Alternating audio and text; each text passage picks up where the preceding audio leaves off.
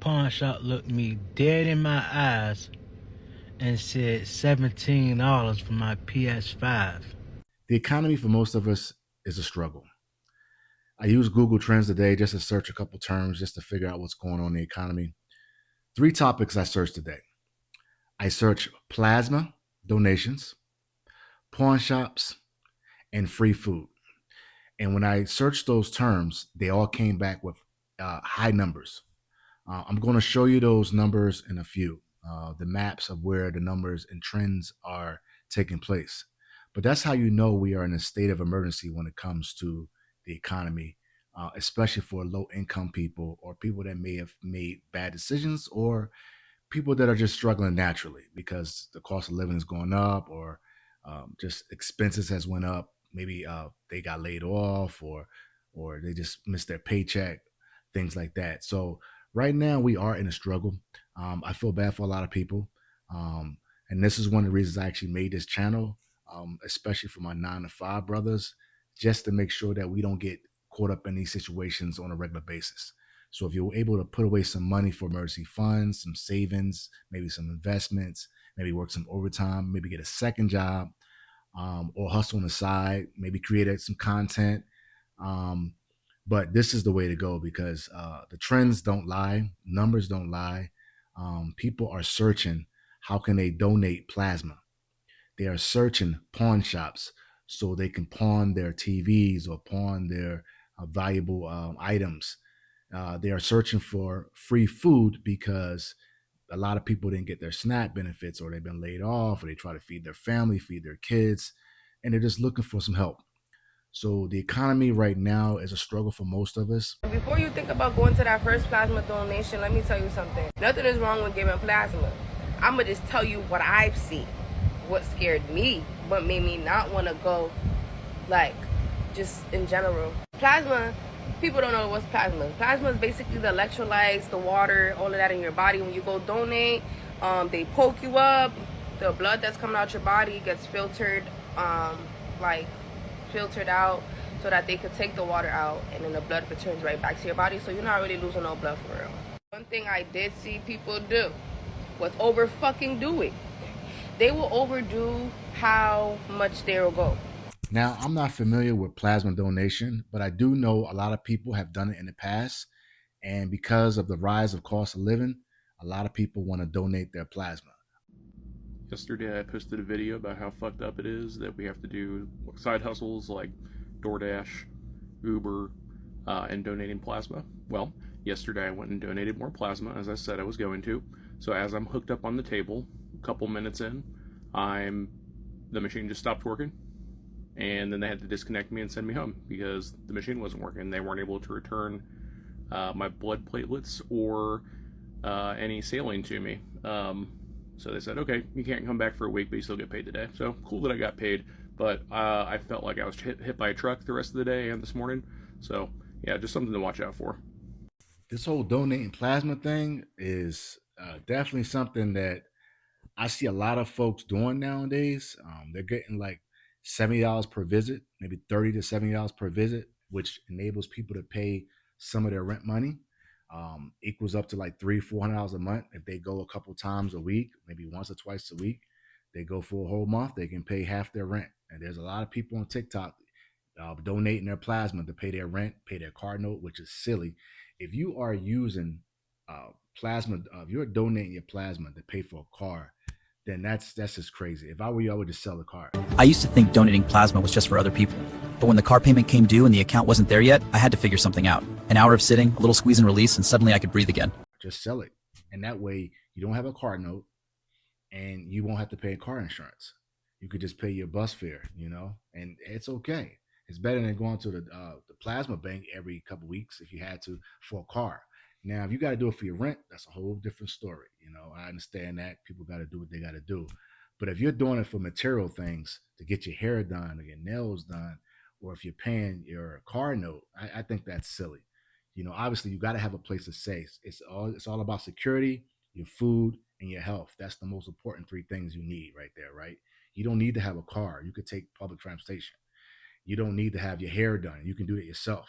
You don't have to worry about your nails done. You can do that yourself. But obviously, donating plasma or donating your plasma is a serious health risk if you got collapsed veins, or if you go so many times, or if you don't have the right blood type. You may not be able to even get that money. So a lot of people are doing it this month, and you can see from the numbers that people are trending up, searching, trying to figure out how they can donate plasma. That's another sign that we may be going into a recession, or we may be already in a recession in certain areas, certain industries, in certain states or certain cities of the United States. What you're looking at right now is the line to the World Food Bank.